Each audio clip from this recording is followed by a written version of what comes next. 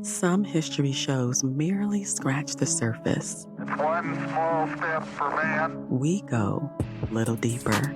I regard myself as a soldier, though a soldier of peace. This is Deep into History. How deep do you want to go?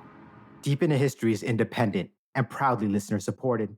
Before we begin, I would like to thank my newest patrons who went to patreon.com/deepintohistory and pledged their support. It really helps to keep this experience we share ad-free and keep the lights on, if you will. Every cent I receive from you goes to improving the show and paying for its production. So, Sadie Mae, Stanley, and Tony, my new historians, I salute you and thank you from the center of my being. Consider this a foreword. I have to apologize for my absence of late. The first half of this year proved to be very difficult for me due to a family tragedy and a few subsequent difficult events that came in the following months. They consumed my time and attention, and though I strove to research and write as if everything were normal, the results were far from what I would consider worthy of your attention. So I took some time to process and get my mind in the right place.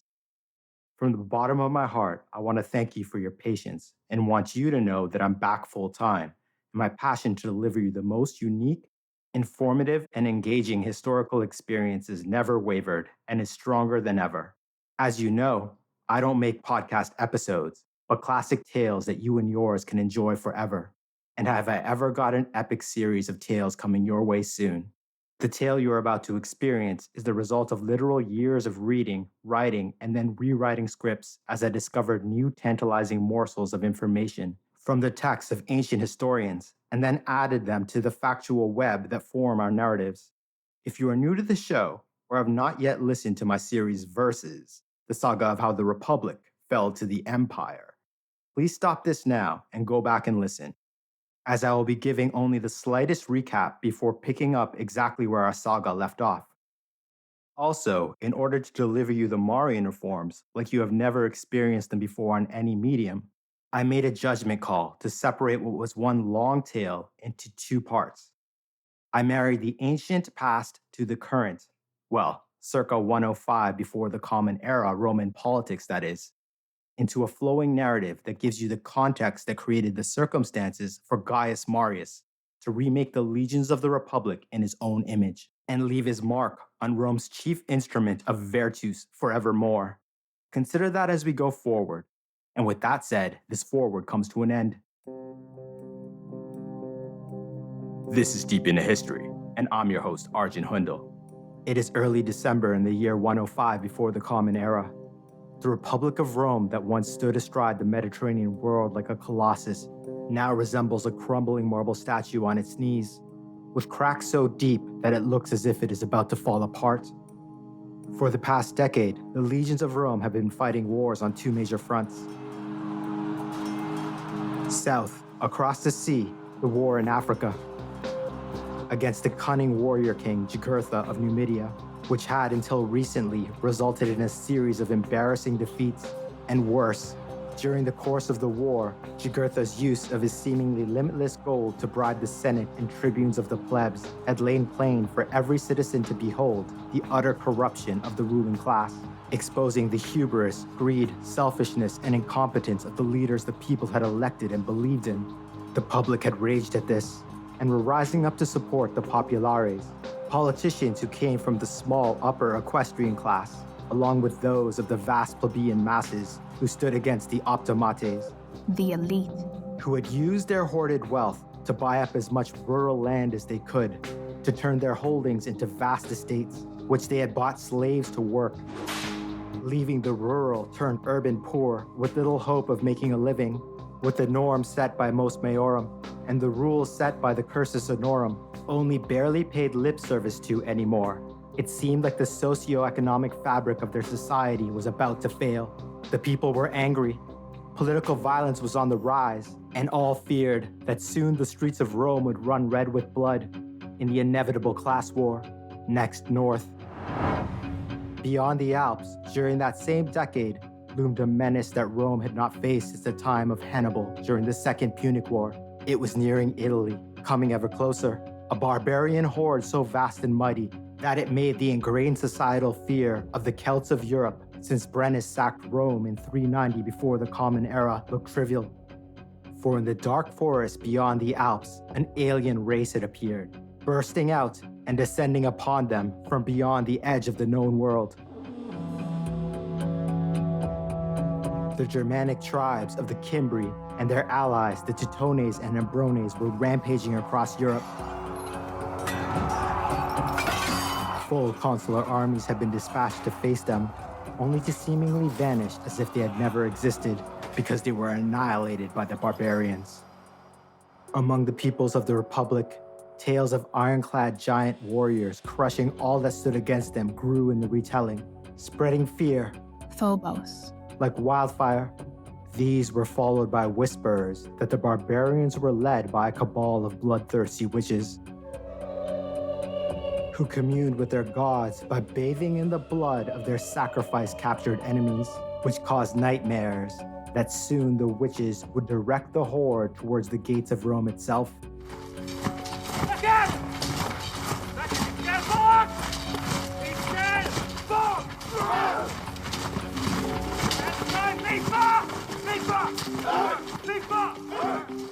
And for the moment, the people's simmering anger at the corruption of the elite, which led to their ever-worsening material conditions, was completely replaced by fear.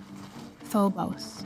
Finally, the Republic resolved to assemble the largest army in its long-storied history to vanquish the barbarian threat once and for all. Yet during the 2 years it took to assemble that many legions and many more companion allies, had seen them witness the theft of the gold of Tolosa, the colossal treasure of offerings that had been stolen from the oracle at Delphi in 279 before the Common Era. Immediately after which, the Celtic raiders had realized their mistake when their chieftains started dying one by one in a series of bizarre accidents.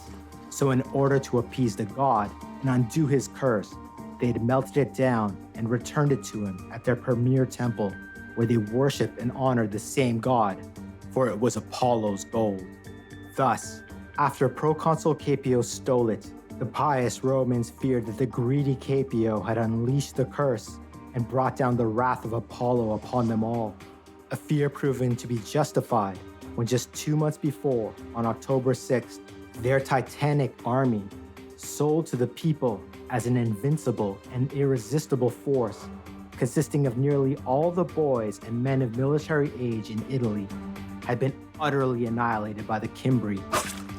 Just beyond the Alps, in the province of Gallia Narbonensis, near a town called Arausio, a defeat so catastrophic that of the 120,000 legionaries and allied auxiliaries deployed, only 2 small detachments of cavalry and 20 officers and soldiers survived. Fear, Phobos, turned into lamentation, lamentum, because everyone in Italy had lost someone they knew at the battle, and stripped of the flower of its youth, the Republic's manpower was at its breaking point. To all it seemed that nothing and no one could stop the barbarians from devouring their world. From the smallest rural settlements, to villages, to towns, to cities, and even in mighty Rome itself, despair ruled. Lamentation. Not just for the loved ones who had passed on to what comes next at Arausio, but all their dead loved ones, tens if not hundreds of thousands, who had been lost in the legions sent against the barbarians in the north over the past decade. The people could not smile anymore. How could they? For it was they who had encouraged the young men in their families, or those of their friends, to do their duty to the Republic and serve in those legions, only to be led to ruin and death by incompetent commanders who they had come to realize were only elected because of the massive amounts of money their elite patrons had spent to ensure their rise. Then, news arrived that proconsul Gaius Marius had just ended the long and exceptionally brutal war in Numidia, that his quaestor Lucius Cornelius Sulla and his praetor Aulus Manlius had captured King Jugurtha and delivered him in a cage to Marius, who stood on a platform in front of his assembled army. From his great height, he looked out to his legions, who stood in ranks on the vast plain just beyond the one bridge that led to their winter sanctuary. the city of Cirta, at which point his legionaries had declared their general to be Imperator. Imperator.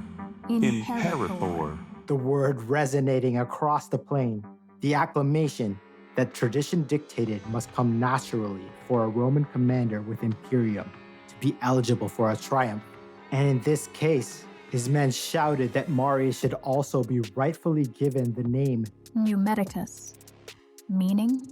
a conqueror, hero of the Republic for all eternity. He and the men of the African legions had restored the virtues of the Republic. Glorious news that should have seen celebrations in the streets of towns and cities across their world. However, with the adult population consumed by fear of the coming barbarian onslaught and grief over all their dead, it was met with little more than nods of acknowledgement when people talked about it, or muted clapping when a praeco, meaning town crier or news messenger, read aloud their deeds that led to the victory, fear. Phobos. But this news brought another effect. It began with the children of the Republic. In Rome and towns across Italy, there were sounds in the streets that had become foreign in recent months.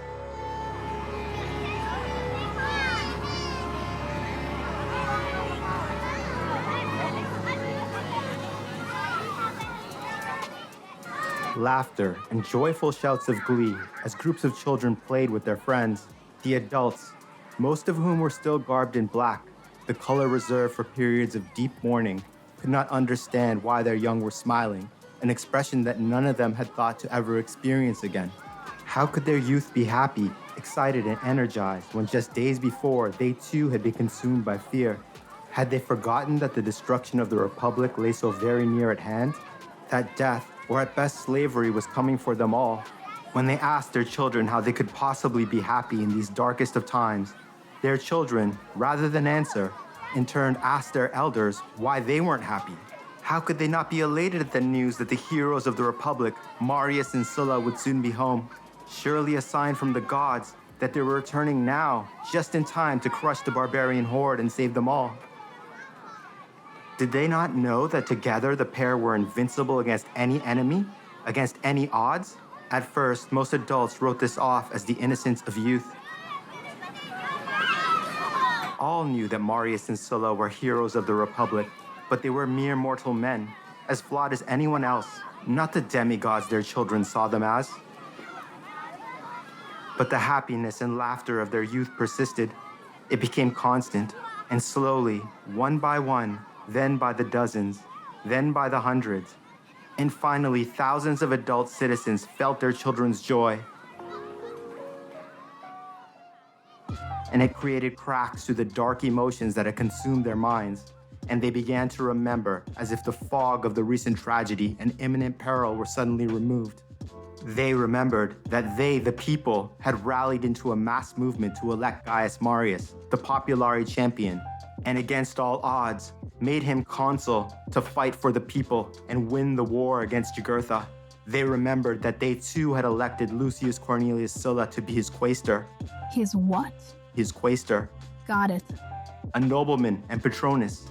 Yet he was different than all the other elites because he'd always embraced the lower classes and welcomed even the lowest into his patronus network with open arms and an even more open purse. The memories of the duo's deeds on the battlefields of Numidia came flooding back. The seemingly impossible victories at Capsa, the heist of the vault at the river Maluka, and the titanic Second Battle of Cirta. Against all odds, these Roman warriors had led and fought like legends out of the Age of Heroes, performing deeds that embodied the most mythical ideal of Roman virtus. But here, now, real, in their time, which allowed people to feel the faintest glimmer of another forgotten emotion, speas. Hope. As more and more adults began talking with each other about this almost forgotten feeling that they were suddenly filled with, they remembered more. That Gaius Marius had served in the legions his entire adult life, that he had fought and bled for the Republic in nearly every major battle in Gaul, Hispania, and Numidia, that he had earned the love and respect of the peerless Scipio Aemilianus during the Numantine War, that his campaign to become consul had faced unprecedented resistance from the elite, Yet they, The people. had rallied around him, and they had won. They remembered the tales of Sulla's generosity to everyone he met, and the saga of him leading his lancers against King Jugurtha himself. They remembered how they used to see their young acting out their feats on the battlefield in games they played with their friends. For though the news of the war cried aloud across the Republic came from different factions, the names Marius and Sulla were always spoken together. Roman champions invincible in battle, an unlikely duo, a commoner and a nobleman who worked together and brought down a hated enemy king. They remembered Sulla, whose exceptional looks and chiseled body were only outmatched by his wit and charm. You're making me hot. They remembered Marius' speech in the Forum Romanum, where he dropped his toga to display the multitude of scars on his body, to prove to them that the elites had lied about his service, and that he'd bled for the Republic, and that he was there to serve the people. And because they remembered, the clamor began. Citizens everywhere began demanding that Gaius Marius be appointed consul to save them from the barbarians. It spread, crowds gathered. The clamor became a near universal societal chorus, so loud that the counter-narratives that came from the client networks of elite Patronus that correctly stated that they were not in the age of heroes, and such an act was illegal, were immediately drowned out. Because the adult citizens of the Republic realized that they were wrong and that their children were right, that they need not fear as long as Marius and Sulla stood with them. The chorus became a roar so loud that the elites were forced to listen, because the people remembered that Gaius Marius was the Achilles of the late Republic, their champion, and demanded that he be made consul by acclamation. And in the villas of the most powerful optimate families, they realized that they must relent, or the economic frustration of the plebs, fueled by the fear of the coming barbarian onslaught, would cause a revolution they were not yet prepared to face. Forced to relent, they agreed to let Marius be declared consul by acclamation to save the Republic. And though none of the elites believed as the people did that they were in a new age of heroes, they considered, if the plebs had indeed found their Achilles in Gaius Marius, perhaps, just perhaps, in Lucius Cornelius Sulla, the nobles had found their Hector. This is the tale of the Republic of Rome's most desperate hour. The tale of how the people put their faith in a few leaders to save them from a threat so uniquely dire that it made all that had come before seem trivial, hoping, praying, and sacrificing to their gods that should their heroes deliver them from the barbarian menace, they would return to Rome in triumph, and would use their fame and power to address the socioeconomic ills that were ripping the very fabric of their society apart. The saga of Jupiter's chosen, Nicopolis' Felix, the beloved of the goddess Diana Huntress, and the depleted legions of the Republic preparing to face their ultimate test. Rome versus the Cimbri, Rome versus the Teutones, Rome versus the Ambrones, Rome versus all the barbarian hordes of Celtic Europe beyond the Alps, and the Republic versus itself. So take a deep breath. Let it out slowly. Put some smoke in the air if you choose. And just let your mind float on my voice as we go deep into the year 104 before the Common Era and experience the feelings, the passion, the politics, the history that would compel the people of Rome to allow a warrior who had received a prophecy that he would attain the pinnacle of power 7 times as a boy to remake the legions of the Republic in his own image, the Marian Reforms, in a tale I call Versus Reforma. Welcome. We'll rejoin our heroes and villains and the people of the Republic in its most desperate hours soon. However, before we move our tale forward, I wanted to give you the delicious historical context of all we are about to experience.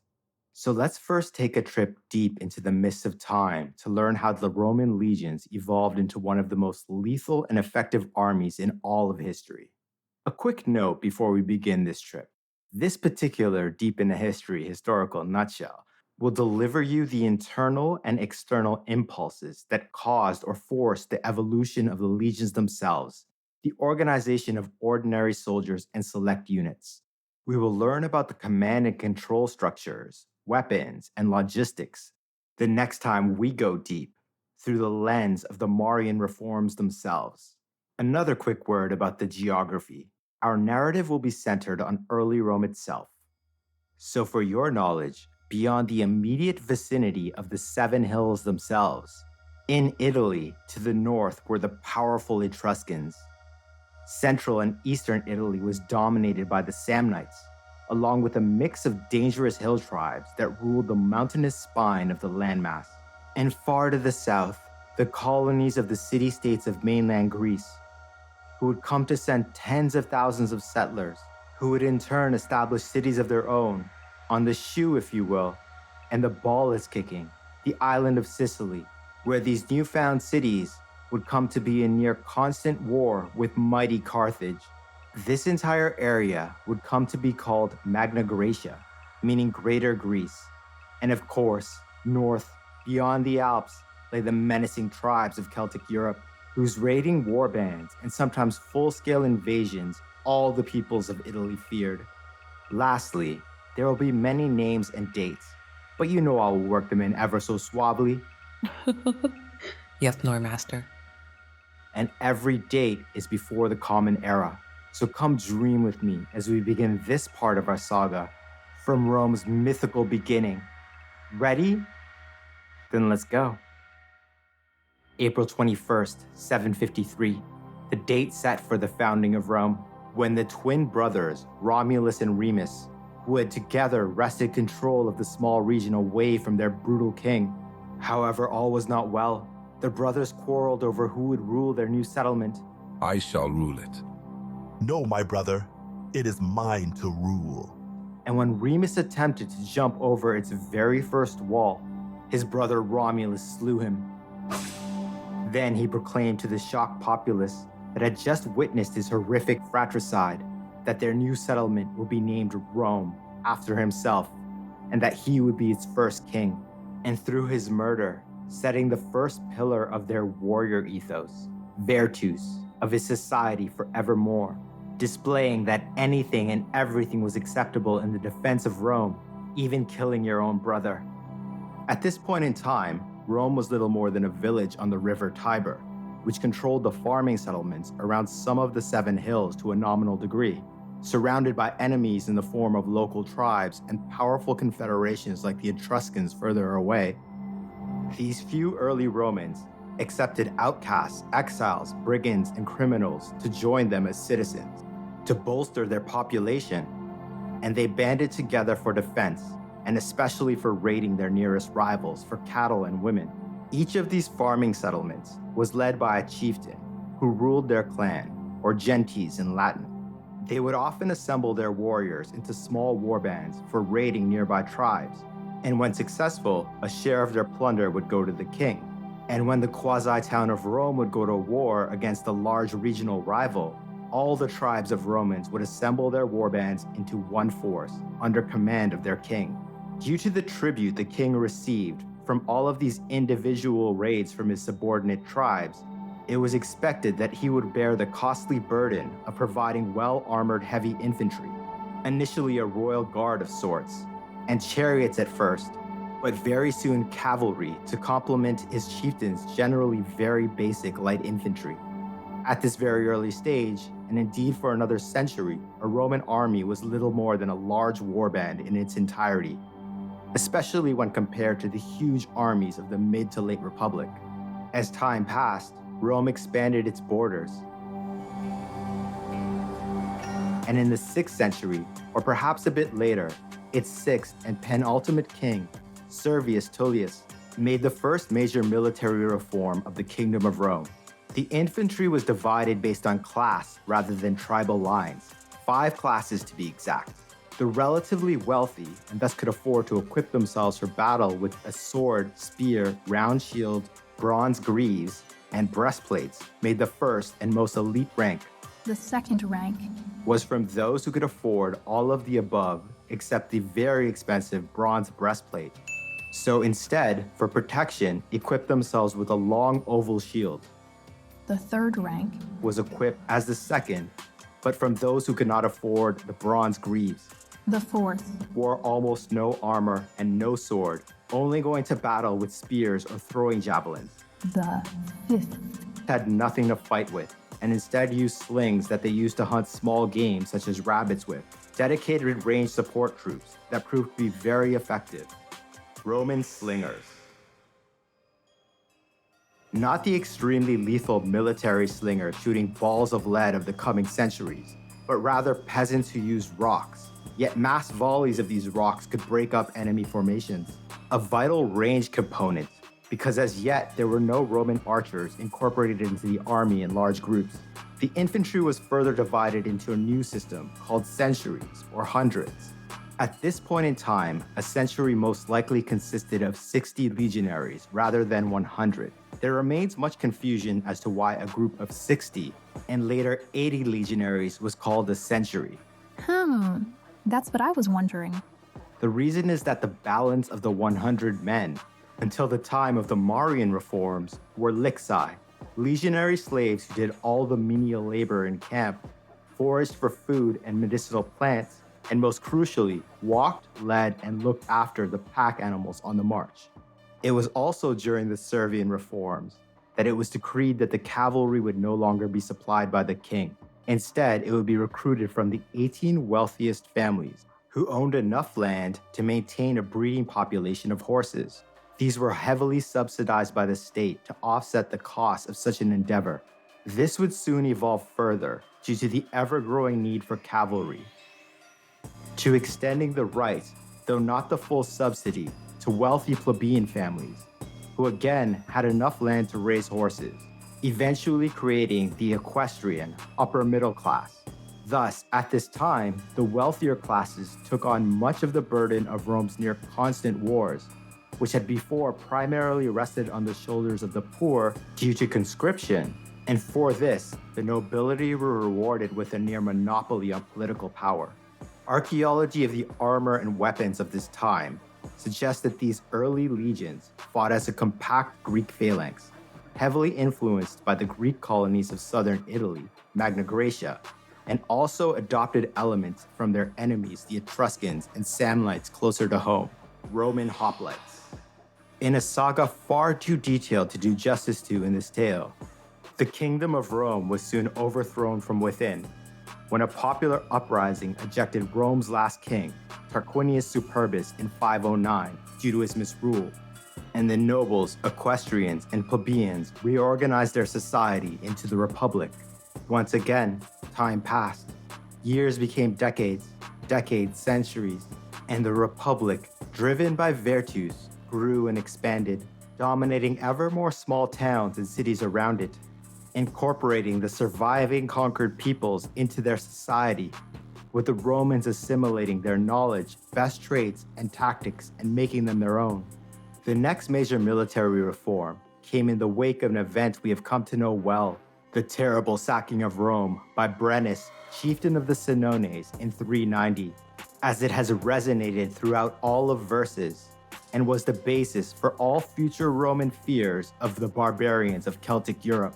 The Roman commander, a man named Marcus Furius Camillus, who attacked and pursued Brennus's horde after forcing it to vacate the city and restoring the virtus of the Republic, became an instant legend, and the grateful citizens of the Republic named him the second founder of Rome for saving them from complete annihilation.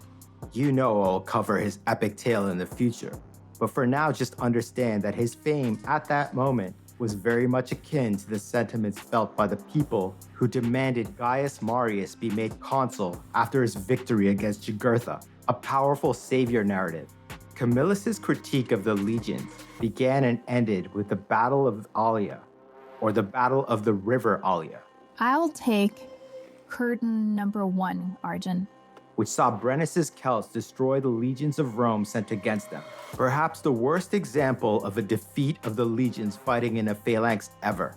The dense, compact formation, while great at fighting an enemy head-on, was not maneuverable, took time to form, could easily be flanked by far more numerous enemies, and was completely incapable of changing conditions on a battlefield.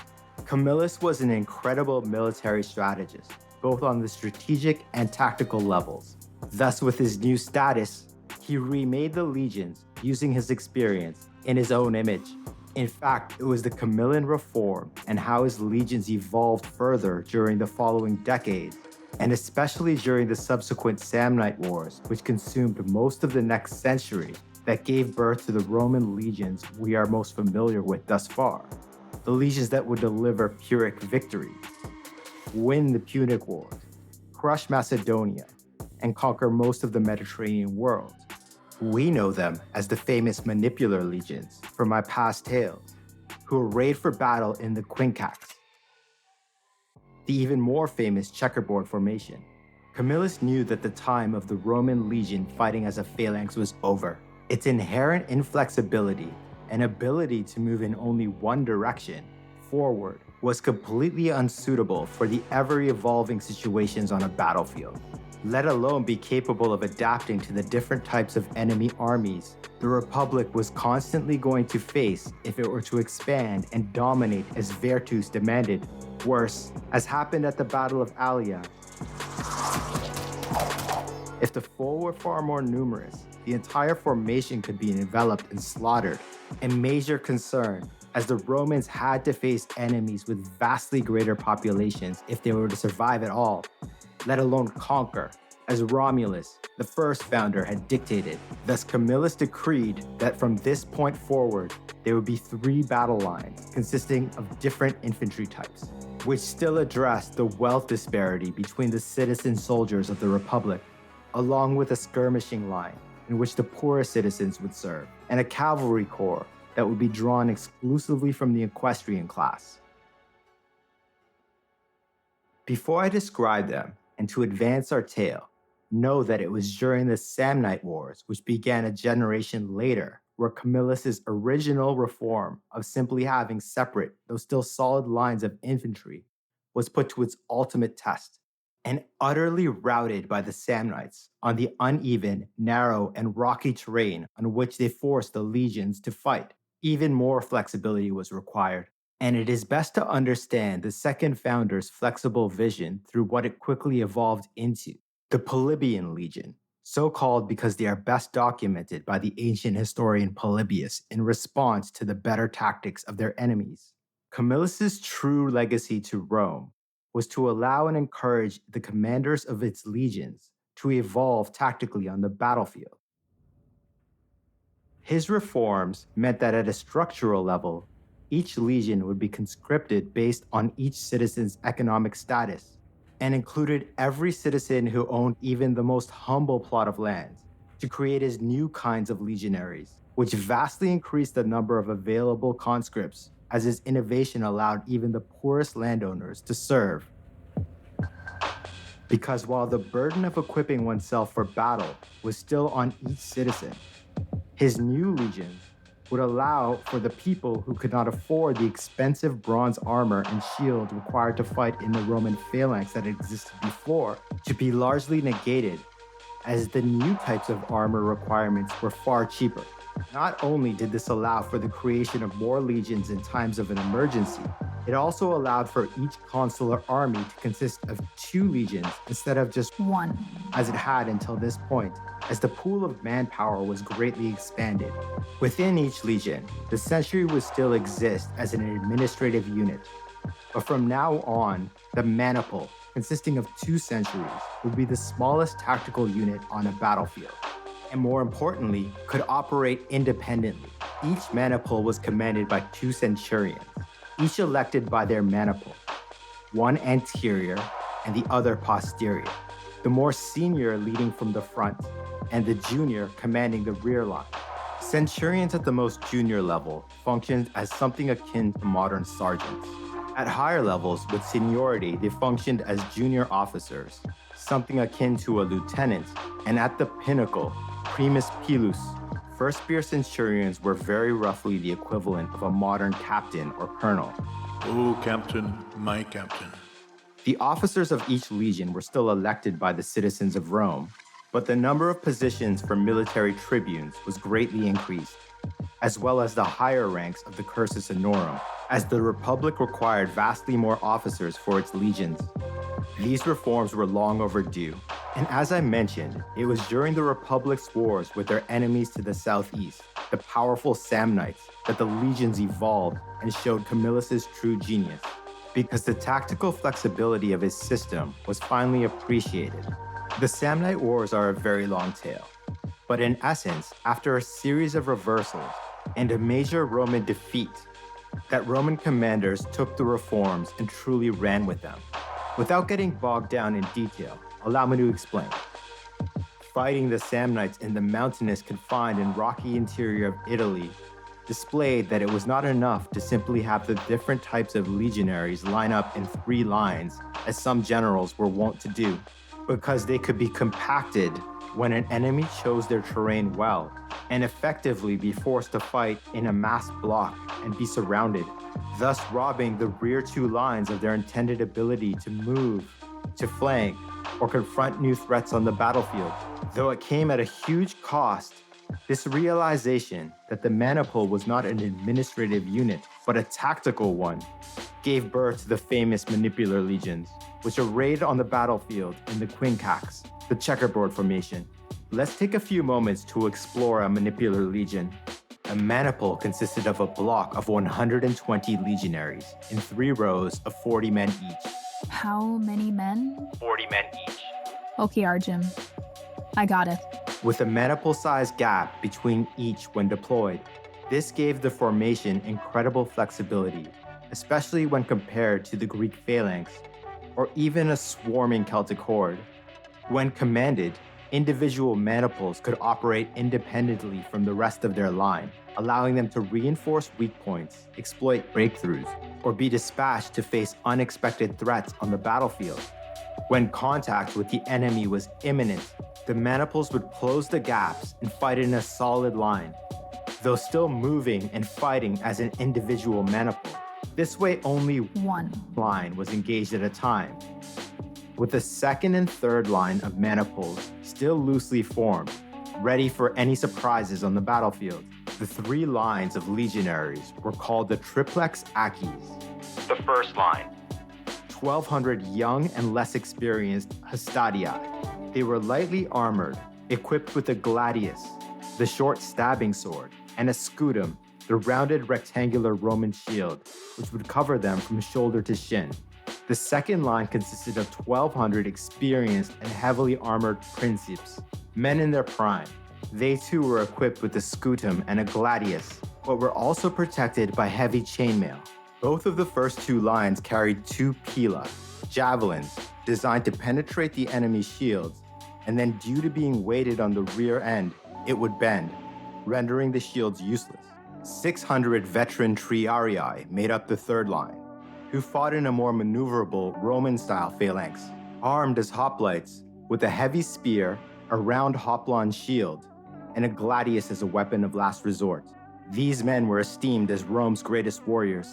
The rest of the legion consisted of 1,200 velites, very lightly armored skirmishers, who wore wolves' heads atop their own and screened the formation. Each carried 7 light javelins.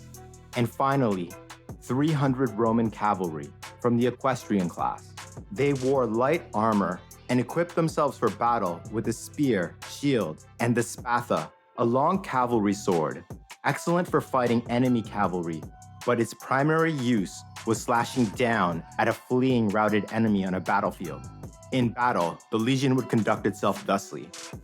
The velites would engage the enemy, throwing their javelins, and retreat through the gaps in the formation. Then the hastadii would close the maniple-sized gaps to form a single battle line, first throwing their 2 pila, and then engaging with scutum and gladius. Before combat fatigue set in, the hastadii would retreat behind the fresh princeps, who would quickly assemble into a solid battle line and launch their 2 pila and engage the enemy. Typically, the first 2 lines would rotate in and out of combat twice. On the rare occasion where the princeps couldn't win the battle, during their second engagement, both lines would retreat behind the triarii, who could either act as a holding force to allow an orderly retreat, or as happened more often than not, the elite veterans would turn the tide and win the battle. The Romans had a saying, "It has come to the triarii," meaning that the battle was particularly grueling, and only the Republic's greatest warriors had a chance of saving the day. As the legions evolved, and Rome began to truly conquer much of Italy.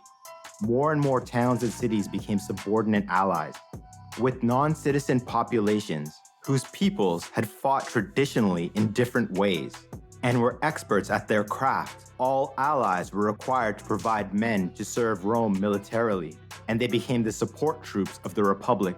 Thus, each legion was accompanied by a companion legion of ala, consisting of men from these allied cities, called Socii, providing their own specialized units, usually consisting of light cavalry, ranged units like archers and slingers, and support troops such as light infantry, scouts, and in a very few cases, heavy infantry fighting in a Greek phalanx. So a full Roman legion with its companion ala numbered approximately 9,000 men. This was the type of legion led by the likes of Scipio Africanus, who defeated Hannibal and brought once mighty Carthage to its knees. The legions that destroyed the armies of the successor kingdoms after Alexander the Great died, and expanded the Republic to control much of the Mediterranean world. The Manipular Legion was so successful for centuries that it had become innate. The last time we know of a Manipular Legion in a well-documented battle was at the Methul River in 109, which we experienced in Versus, the Eagles of Jupiter. In fact, it was the one of the 3 legions deployed, trained and led by the more traditional Legate Rufus, who through relentless study and experience commanding at each level up the Cursus Honorum, was an expert and could wield a Manipular Legion to devastating effect, while the other 2 of Consul Metellus's legions had been reorganized by Gaius Marius, who, though of the older segment of their generation, had witnessed, trained with, commanded, and became a master of the legions that the legendary Scipio Aemilianus had seemingly invented before his eyes to win the Numantine War. Now that we have a general idea of the evolution of the legions of the Republic, let's take stock of the situation in Rome where Versus left off. The home front, particularly for Marius and Sulla, post-triumph, and before they departed to confront the barbarian horde in what would come to be known as the Cimbrian War. This is a very short period, mere weeks in fact, that can be viewed in many ways: political, military, social, and from the perspective of many prominent leaders. But I find this time best defined by those that stood in their place, in their absence, while they were waging total war in Africa. First, 2 vital people who are mostly completely overlooked by all but a few historians, and even then, they are barely paid lip service to. A sad situation that exists because the role of women isn't perceived as popular or important. I do my best to change this in all of our tales, but in this case, it is not really any historian's fault, because their deeds were not well recorded by the misogynistic historians of their time in detail. Instead, if one were to read and reread every single ancient source ad nauseum, as I have several times, their absence in the ancient sources almost makes their influence glaringly apparent to me. In this case, I call them the 2 Julias.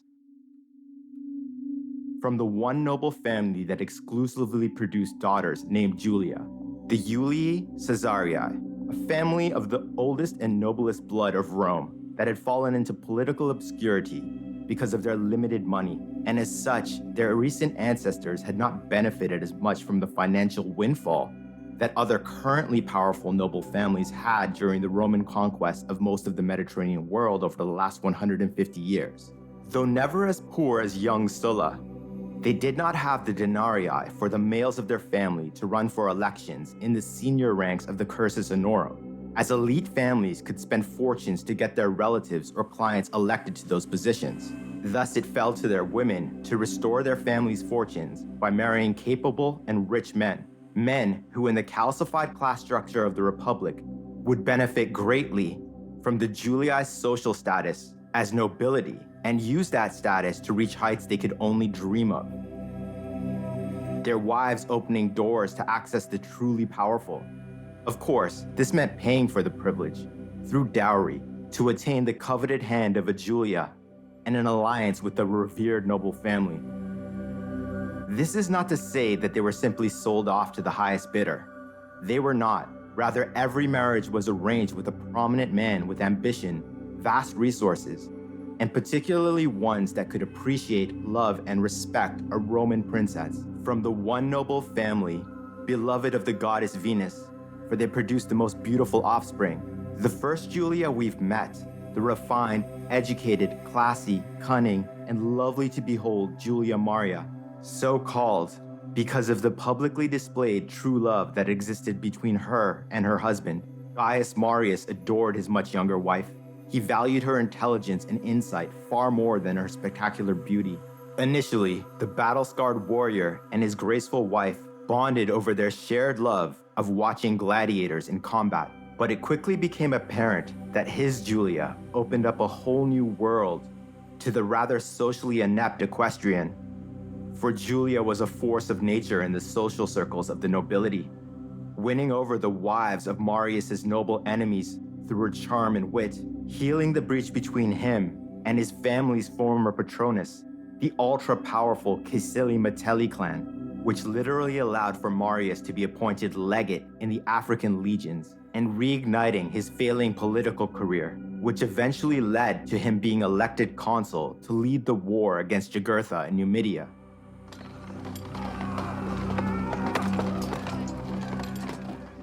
Her actions allowed her husband to achieve the pinnacle of power. Public displays of affection between man and wife were seen as a feat by the virtus-obsessed Romans, but no one could doubt Marius's manhood, and his wife was so loved and respected by everyone that she met that they came to call her Julia Maria, meaning Marius's Julia. That's so beautiful. The couple's love, trust, and respect went so deep that Marius left control of his patronage network for her to rule in his stead during his long absence while away at war in Africa. Perhaps the most wise decision he ever made, because acting as patrona, Julia Maria expanded Marius's already large client network far beyond the walls of Rome.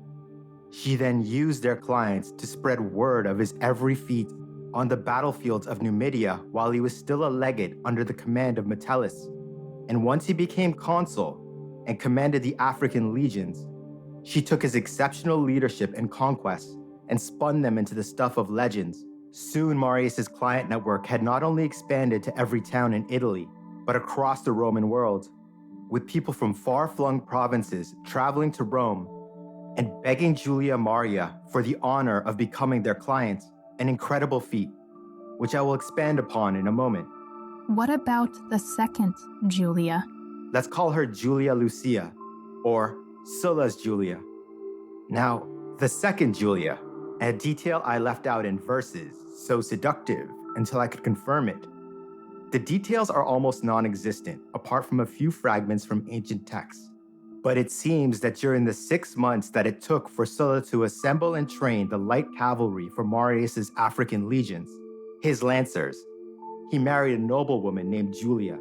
And as there is literally only one noble family that produced Julias, the Julii, it is my opinion that Sulla married his Julia in Marius's absence to gain favor with his general and consul, which means Julia Maria would have had to approve the union.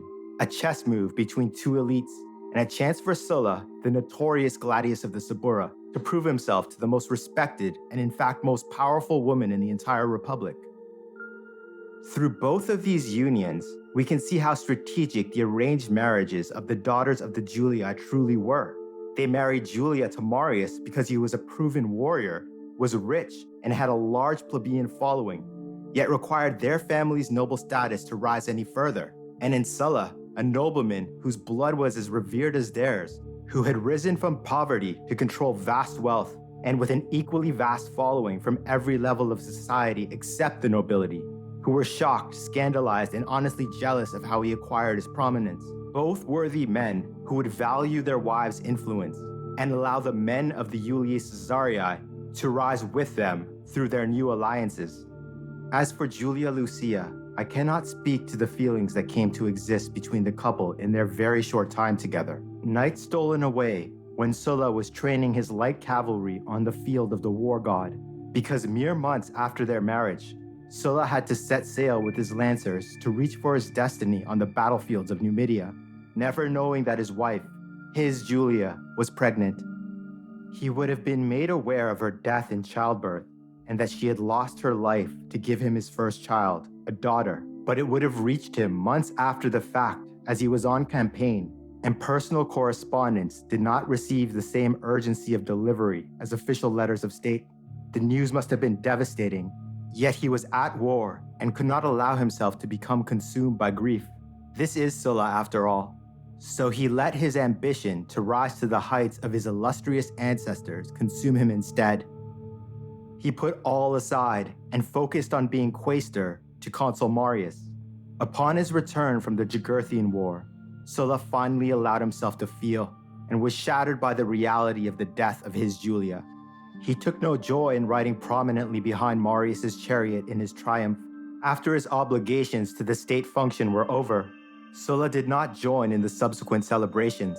Instead, he returned to his home, the villa his Nicopolis had left him in her will.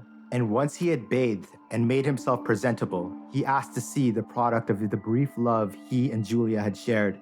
Slaves brought a bundle wrapped in the finest linen forth. And in the gap, he first saw her face. He named his daughter Cornelia.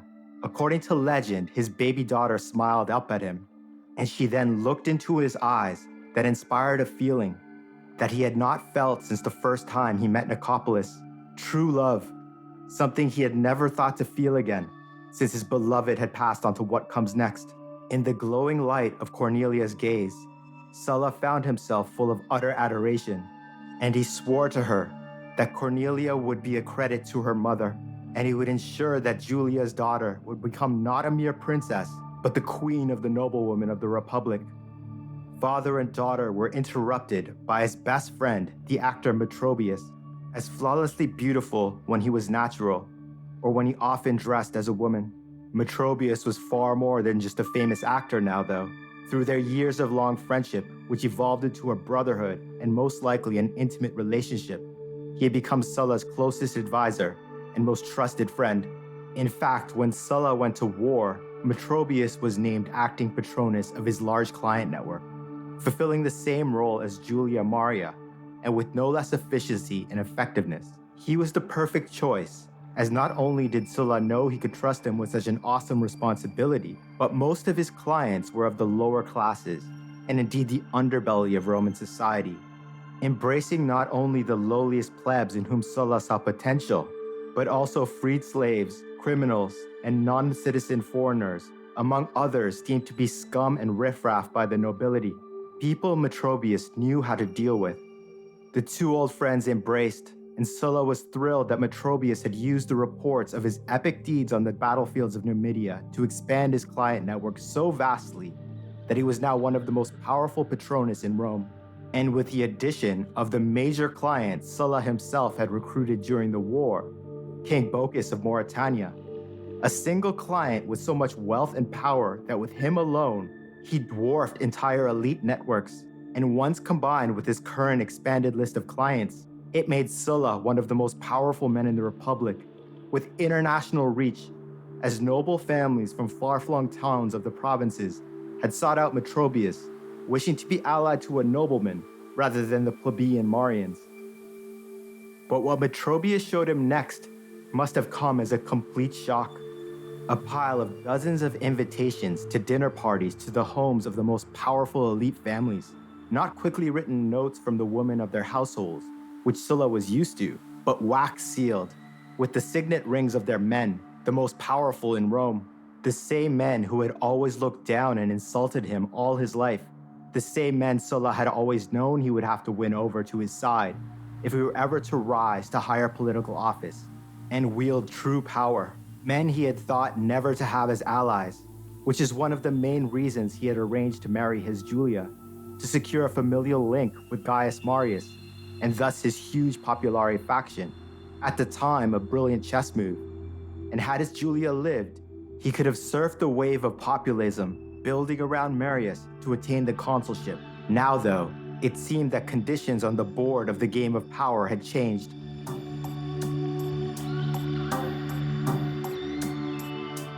His blood was far more noble than all but a few very elite families. He was and always had been a nobleman, even when poor and destitute, rejected by his class. This had always hurt him deeply and was part of the source of his ambition to prove that he was one of them and belonged at the pinnacle of Roman society. With all these invitations, it became immediately apparent that the ruling class and their faction, the Optimates, had clearly, finally recognized his value after all he had achieved in the war against Jugurtha. Thus, he decided to accept the invitations and learn their intentions. After all, even with the death of his Julia, he had good relations with Julia Maria, and Gaius Marius had rewarded him lavishly with spoils for his exceptional service. And the capture of Jugurtha himself, Marius had not begrudged him for attaining the king of Mauritania as his sole client, whereas many other noble consuls of the past would have taken him as their own, or at best, forced him to become a client of the Senate and people. Sulla was now a power in his own right, a proven commander, and a warrior with a level of virtus that few of his generation could ever hope to earn. His relationship with the Marian faction was still strong, thus the populari path to ascending to power was alive and well. Why not learn what the powerful men of the nobility, his people, of his class had to say? Sulla considered. Why not? Even before the societal trauma after the catastrophic defeat at the Battle of Arausio, Roman politics had been trending in a populari direction. Upon Gaius Marius' return, the populari cause skyrocketed, and the elections for the cursus honorum were dominated by plebs, novus homo. New men. Many were old clients of Marius, and many more were his new clients through the vast expansion of his network that Julia Maria had so expertly facilitated in his absence. Even more requests came pouring in, begging their patron to facilitate their rise in the cursus honorum in the elections in the coming years. Allow me to elaborate on this for a moment. To do justice to the achievements of Julia Maria, politically, after winning his first consulship and the political fight that he had to wage just to make sure he had recruits for the African legions, followed by his series of stunning victories which led to winning the war, had Marius' name and popularity at an all-time high. The people truly believed that Marius was their champion, their invincible Achilles of the late Republic, and assumed that once he had saved them from the coming barbarian onslaught, he would return once again in triumph, wielding unprecedented fame and power to slay their political enemies, just as he had the enemies of the Republic on every battlefield in his long storied career, bringing virtus to politics and become a true reformer. Yet the reason for all this speas, hope, seems to have little grounding in reality. Consider that apart from a single incredible speech eviscerating the Optimates that we experienced in Versus, the Eagles of Jupiter 2, Marius was not a skilled politician.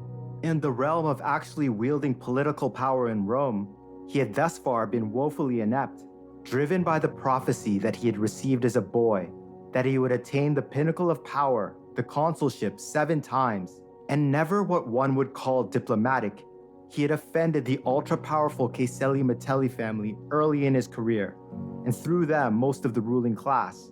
So instead, he had used his personal animosity towards the nobility and tied it to the populari cause, with mixed and sometimes embarrassing electoral results. On his own, he had risen as high as he could, gaining the rank of overseer of further Hispania, where he had led his single legion to such devastating effect against the local rebellious hill tribes that he not only pacified the nascent province, but made it profitable for the Republic for the first time, as the populace could work and farm in peace, producing income which allowed them to be taxed. In the process, he had acquired a few gold mines, with veins of the precious metal so vast that he became a financial power, even when compared to his most powerful enemies, which is when he was able to marry into the Iulius Caesarii, gaining the hand of Julia Maria. As Patronus, Marius was equally uninspired. He was exceptionally rich from his mines in Hispania and was generous with his clients, but not gifted at choosing who his clients should be and which ones were worthy to back to rise up the ranks of power and become a base for further expansion of his own ambitions. He was able to facilitate the rise of a few of his clients, but many more failed spectacularly. Understand that a Patronus' status among other Patronus was dependent not only on their personal wealth and fame, but their ability to promote and expand the power of their clients in any endeavor, but especially in being elected to positions of political power. Thus, though Consul Marius had left Rome for the war against Jugurtha as ultra-popular, his actual power, as wielded through his performance as a Patronus, made him seem something of a paper tiger to his optimate rivals. Little did they understand that this had all begun to change once he had married Julia Maria, who used her natural charm, wit, charisma, class, and respect to restore and repair his standing among the nobility. Much younger than the husband forced upon her by her family, genuine love blossomed between the unlikely pair. The grizzled, hard, and harsh warrior Marius found himself utterly enchanted by his bride, her exceptional beauty only eclipsed by her intelligence. Now, recall that the late Republic was experiencing wealth disparity on a scale its founders had never imagined. Historically, the nobles had always been wealthy, the equestrians rich, and the plebeians at least able to strive to something we would call a lower middle class existence, or even grow rich themselves through centuries of toil. However, the conquest of the Mediterranean world after the Second Punic War had brought so much concentrated capital into the coffers of a very few select noble families, who then used that obscene amount to buy in essence all the land they could, forcing plebeian landholders and small-scale farmers to sell them their land by applying social and market pressure. In the process, these few families had become so powerful that simply by existing, they fundamentally undermined the power of the state. Many old, storied noble families with patronage networks of their own had not participated in this hoarding of wealth.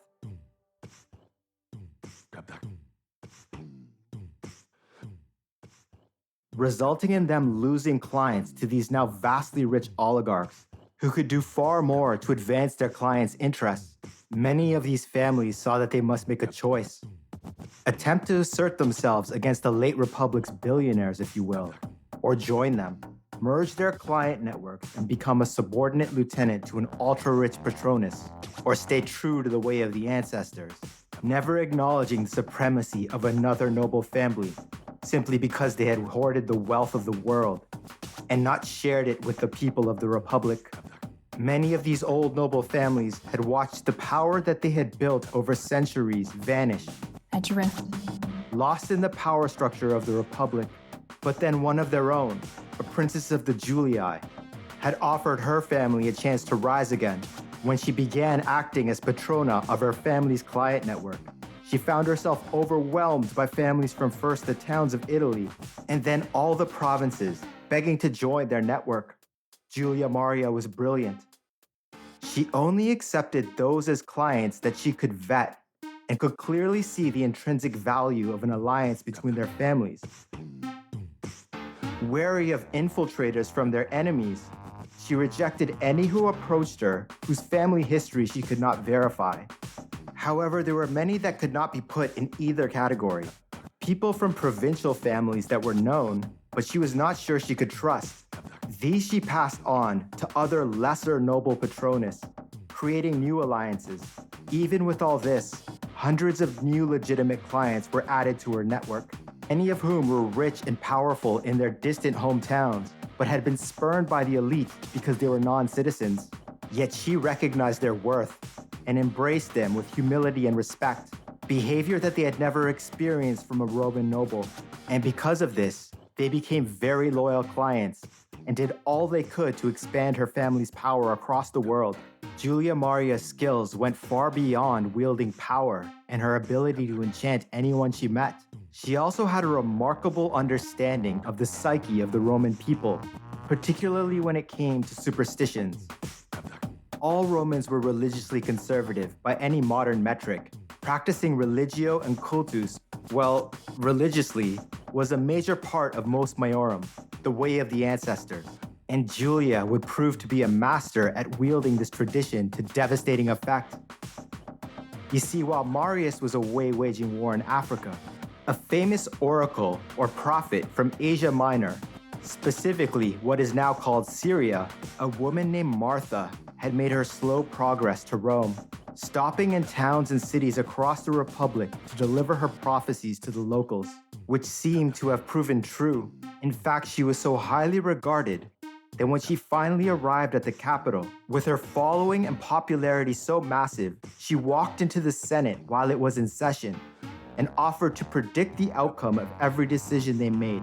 To aid the Republic against the barbarians in the north, the elite sneered at this and had her ejected from the Senate, saying they had no need of prophecy from non-citizen provincial scum, literally thrown down the steps of the Senate by guards. Ouch.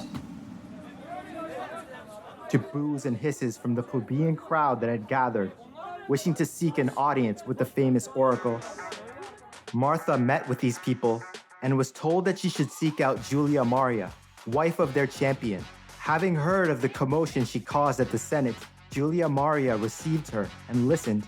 The next day, wishing to test this oracle's ability, Julia took Martha to her favorite gladiator arena.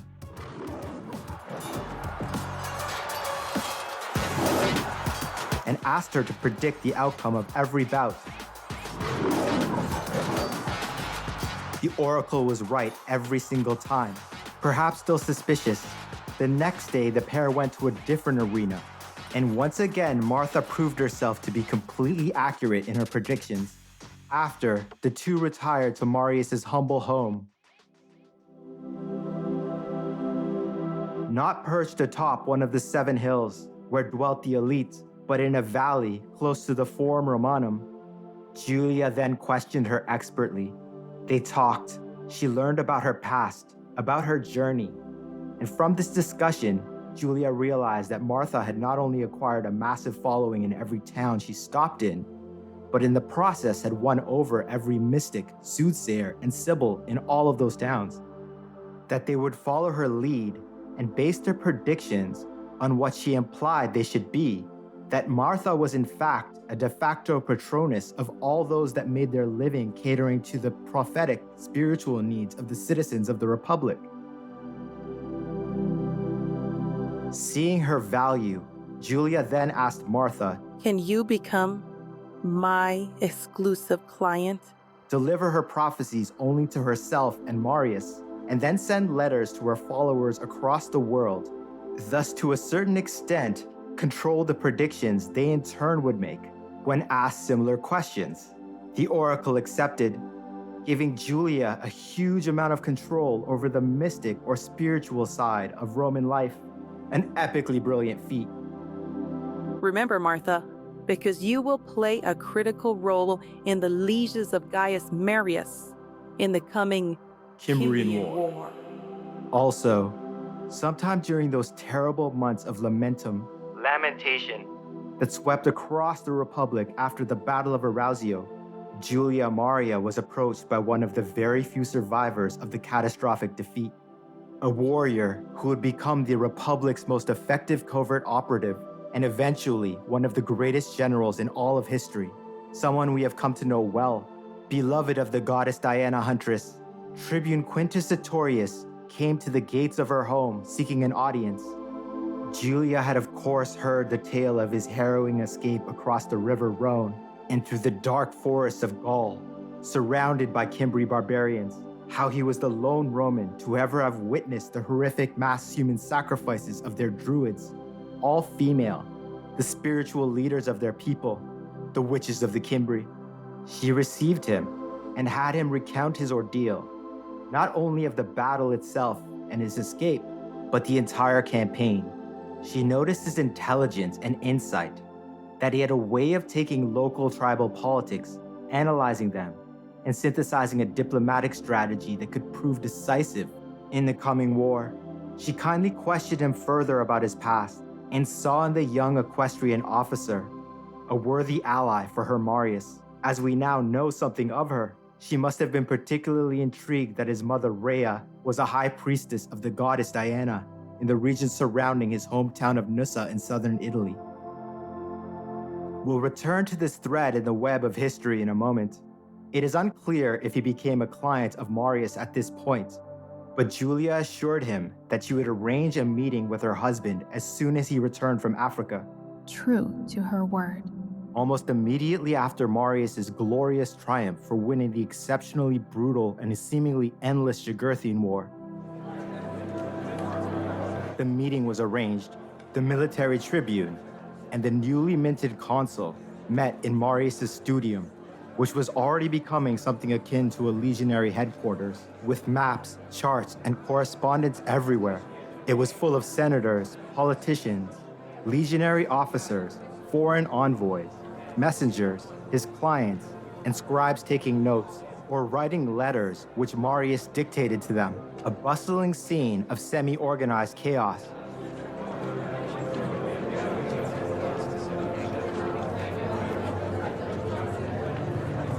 Because the invasion of Italy was imminent.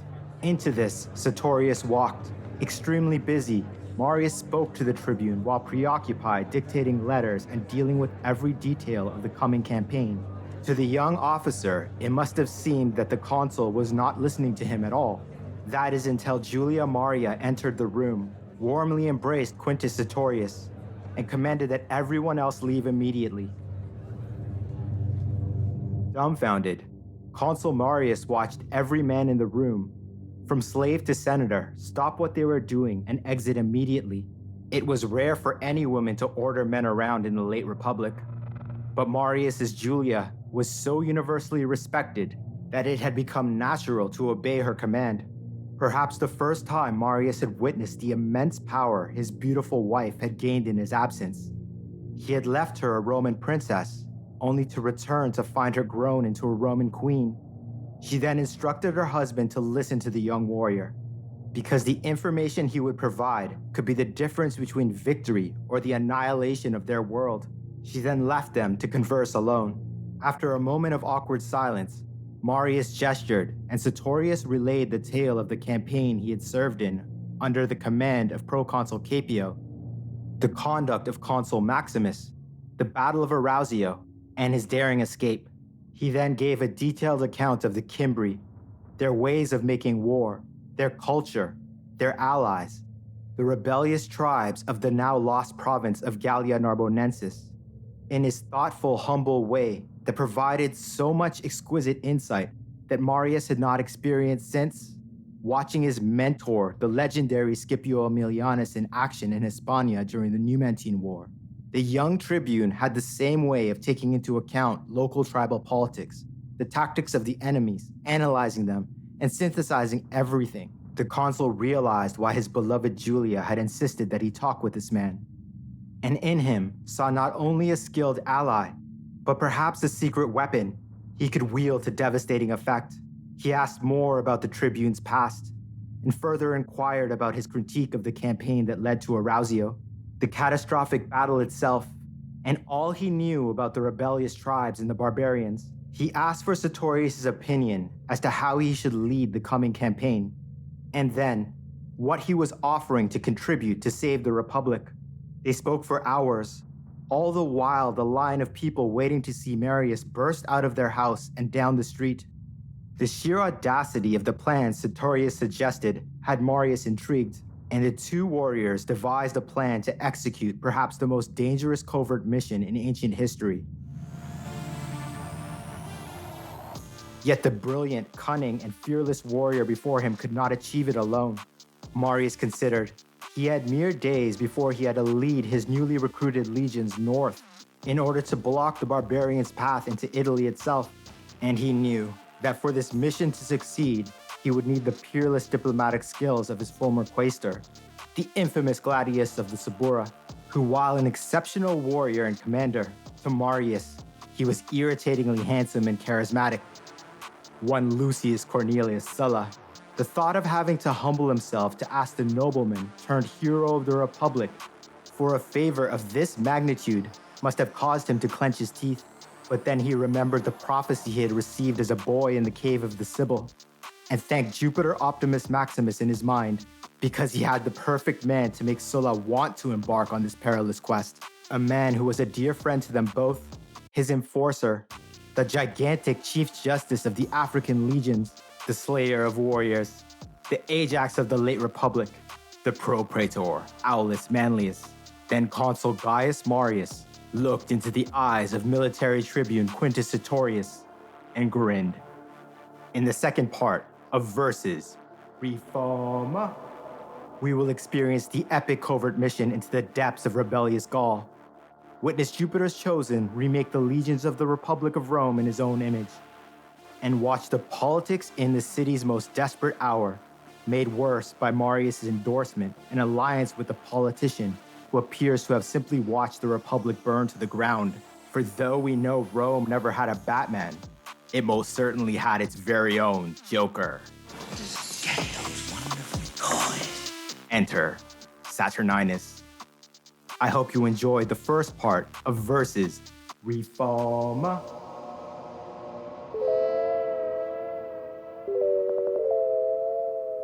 The epic prelude to the Cimbrian War. Part 2 is coming very soon, followed quickly by 3 tales dedicated to each of the 3 titanic battles that followed, as my craft, not unlike the legions of Rome, has evolved. In my humble opinion, the 3 epic battles of Aquae Sextiae, the Po River, and the Rhodian Plain are some of my very best. Prepare to experience the Cimbrian War. Thank you for listening to Deep Into History. Please support this experience to be shared by going to patreon.com/deepintohistory. One moment, Lord Master. Say it one more time for the people in the back. Patreon.com/deepintohistory or directly on Spotify. And please tell everyone you know about the show. You can follow me on Twitter, Instagram, TikTok, and most other socials at Deep Into History to get your daily blast from the past. And now includes video content from yours truly. I want you to know that it is from you that I draw strength to persevere. I love you. And as always, my dear friend, take care of yourself. I truly look forward to the next time we go deep.